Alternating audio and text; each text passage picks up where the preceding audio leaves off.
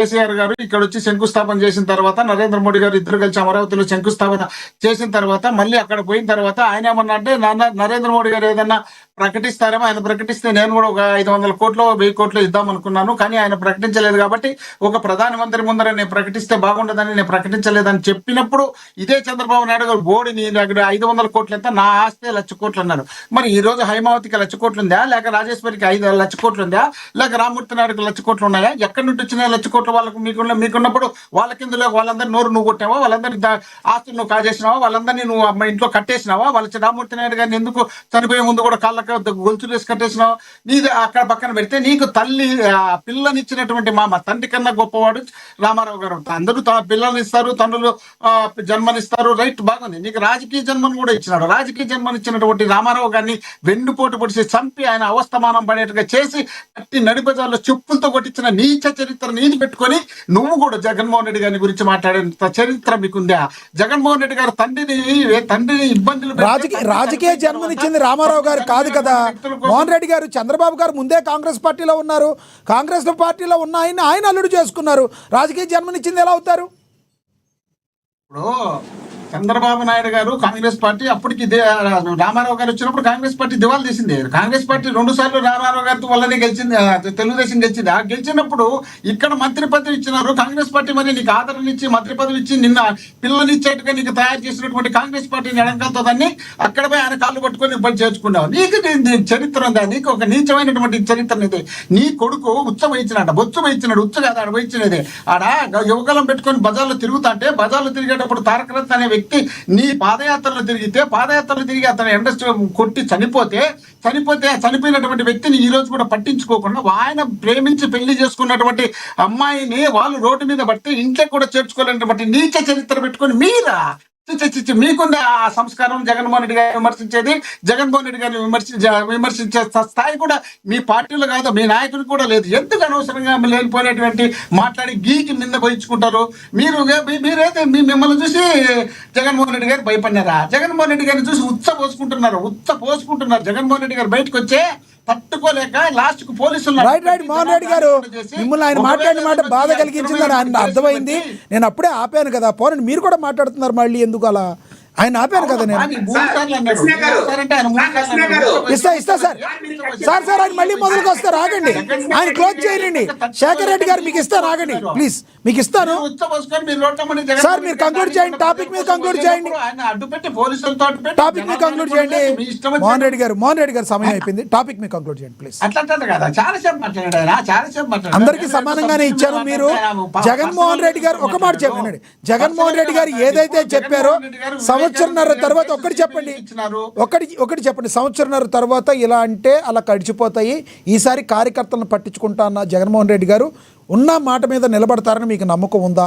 ఎప్పటి నుంచి, పర్సనల్గా అడుగుతున్నాను, ఎప్పటి నుంచో సీనియర్గా ఉన్న మీలాంటి వ్యక్తులకి మీ వైసీపీలో న్యాయం జరుగుతుందా? ప్రధానంగా మోహన్ రెడ్డి గారికి ఈసారి న్యాయం జరుగుతుందా? ఇది చెప్పి కంక్లూడ్ చేయండి ప్లీజ్. నాకు 100% ఈసారి టికెట్ మాకు తప్పకుండా వస్తుందని నమ్మకం ఒకటి ఉంది. రెండోది, మీరు అన్నట్టు రాష్ట్ర కాదు దేశంలో ఉన్నటువంటి రాజకీయ నాయకుల్లో అందరినీ పోల్చుకుంటే ఇప్పుడు ఉన్నటువంటి నాయకుల్లో జగన్మోహన్ రెడ్డి గారు తప్ప ఆయనకు దీటైనటువంటి నాయకుడు, ఆయన మాట మీద నిలబడే నాయకుడు ఇంకొకరు కూడా లేరడానికి నేను మనస్ఫూర్తిగా గర్వంగా చెప్తున్నా. అలాంటి నాయకుడు పట్టుకొని మనమేంది ఆయన దిక్కించగా తగ్గించి మాట్లాడేది మాట్లాడడం కాదు. రాజకీయాల అవసరం కోసం మనం మాట్లాడుకోవచ్చు, అంతేకాని ఒక మంచిని పర్సనల్ గా విమర్శించే దిగజార్చే అవతల వ్యక్తులు మనం అంతకన్నా గొప్పోళ్ళం అయితే కదా. ఆయన కన్నా గొప్పోళ్ళు ఈ రాష్ట్రంలో ఎవరు లేరు. అలాంటి వ్యక్తిని పట్టుకొని మేమే దేశం కోసం, స్వాతంత్రం కోసం పోరాటం. ఇప్పుడున్న నాయకులందరిలోకెల్లా జగన్మోహన్ రెడ్డి గారిని ఢీ కొట్టే నాయకుడు ఎవడు లేరు. జగన్మోహన్ రెడ్డి గారు నెంబర్ 1 అని మీరు అంటారు. మనస్తత్వం ఆయన దీటు తగిలే మనస్తత్వం ఉన్నటువంటి మీ అభిప్రాయం అది.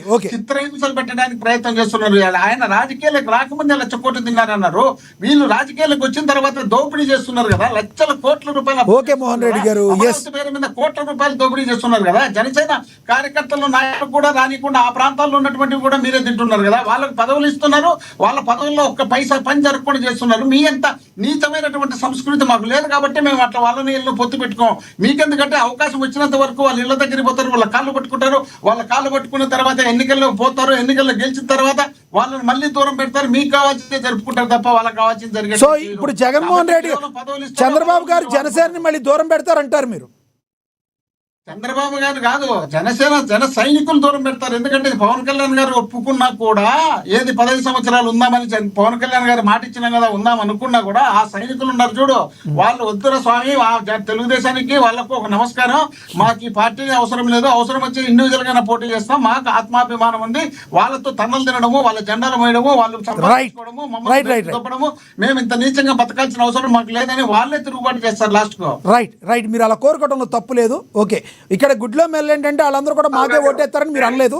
ఓకే రైట్ ఇస్తాను సార్, ఇస్తాను మీకే ఇస్తాను. ఎస్ యశ్వంత్ గారు కంక్లూడ్ చేయండి 1 minute ప్లీజ్. ఏంటి ఇప్పుడు మోహన్ రెడ్డి గారు అన్నది మీరు విన్నారా? ఎక్కడైతే టీడీపీ వాళ్ళు ఎవరైతే ఉన్నారో సరిగైన న్యాయం చేయడం లేదు కాబట్టి జనసేన కార్యకర్తల్లోనే ఒక రియాక్షన్ అనేది వస్తుంది. అవసరమైతే ఇండివిజువల్గా పోటీ చేస్తాం, కానీ మీ జెండాకు మీకు ఒక దండం అని చెప్పేటట్టు ఉంటారు. పవన్ కళ్యాణ్ గారు చెప్పిన ఆయన మాట వినే పరిస్థితిలో లేరు. అంతర్గతంగా అలాంటి ప్రాబ్లమ్స్ ఉన్నాయి. తాడేపల్లిగూడెం ఎమ్మెల్యే గారు కూడా బాహాటంగానే చెప్పారు, టీడీపీ కార్యకర్తలు నాయకులు మాకు వాల్యూ ఇవ్వట్లేదని చెప్పి ఆయన మాట్లాడుతున్నారు. వాస్తవం ఉందంటారా? చెప్పి కంక్లూడ్ చేయండి సార్. ఇక్కడ జనసేన నాయకులు, జనసేన అధినాయకుడు పవన్ కళ్యాణ్ గారి మాట దాటి జన సైనికుడు ఎవడు కూడా ముందుకు వెళ్ళాడు సార్. ఆయన చెప్పినట్టు ఆయన అడుగు జాడల్లో ముందుకు వెళ్తాము, దాంట్లో ఎటువంటి ఆలోచన లేదు, ఎటువంటి డౌట్ లేదు. అలాగే కూటమన్న తర్వాత చిన్న హెచ్చు తగ్గులు వస్తూ ఉంటాయి, చిన్న విషయాలు జరుగుతూ ఉంటాయి. పై స్థాయి నాయకులు ప్రజల గురించి మాట్లాడుకుంటారు. యశ్వంత్ గారు ఒక్కటి చెప్పాలి, యశ్వంత్ గారు మీరు చెప్పేది ఒకటి చెప్పాలి. కూటమన్నాక చిన్నవి వస్తాయి కామను, కానీ చిన్న నాయకులు కాదే. గాది వెంకటేశ్వరరావు గారు లాంటి వాళ్ళు, తాడేపల్లిగూడెం బొలిశెట్టి శ్రీనివాస్ గారు లాంటి వాళ్ళు బాహాటంగానే మాకు సరైన న్యాయం జరగడం లేదు అని విమర్శిస్తున్నారు. ఇదేం చిన్న విషయం కాదు కదా, వాస్తవం లేదంటారా?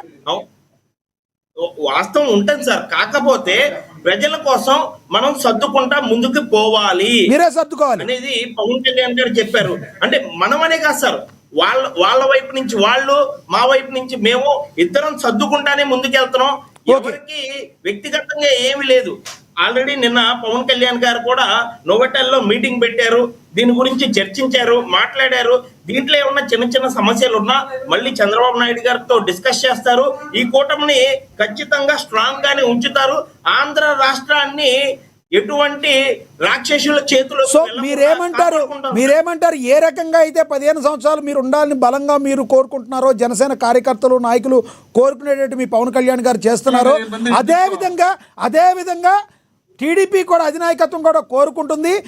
సాక్షాత్తు పిఠాపురంలో కూడా పవన్ కళ్యాణ్ గారికి వెనకాల సెగపెట్టేలాంటి వర్మ గారిని కంట్రోల్ చేస్తారు మీరు అనుకుంటున్నారా, నమ్ముతున్నారా? లేదు సార్, చంద్రబాబు నాయుడు గారు ప్రతి చోట పవన్ కళ్యాణ్ గారి గురించి మీరు ఎక్కడ ఏదన్నా చిన్న తప్పులు ఉన్నా కూడా ఎవరిని తగ్గించొద్దు అని చెప్పి ఆయన నోటెంట స్వయంగా చెప్తున్న మాట జరిగితే బాగుండు. అదే విధంగా వాళ్ళు కూడా కోరుకుంటున్నారు జనాలు కూడా. రైట్ సమయం అయిపోయింది సార్, ప్లీజ్ ఇంకొకరు కంక్లూడ్ చేయాలి, ఆయన కంక్లూడ్ చేయాలి. విజయశేఖర్ రెడ్డి గారు. కేవలం కింద స్థాయి నాయకుల దగ్గర మాత్రమే చిన్న విభేదాలు వస్తాయి, వాటిని మనం తొలగించుకుంటా. సార్ యశ్వంత్ గారు ఒక మాట వినాలి మీరు. కాదు, అచ్చెన్నాయుడు గారు చిన్నాయన చెప్పండి. అచ్చెన్నాయుడు గారు చిన్నాయన లేదు, అచ్చెన్నాయుడు గారు చిన్నాయన, బొలిశెట్టి శ్రీనివాస్ గారు చిన్నాయన, ఈ చిన్న నాయకులు ఆయన కాదు కదా. సరే సార్ లైవ్ ఎగ్జాంపుల్ ఒకటి చెప్తాను. సొంత ఇంట్లో ఒక్కసారి వినండి, నా మాట వినండి.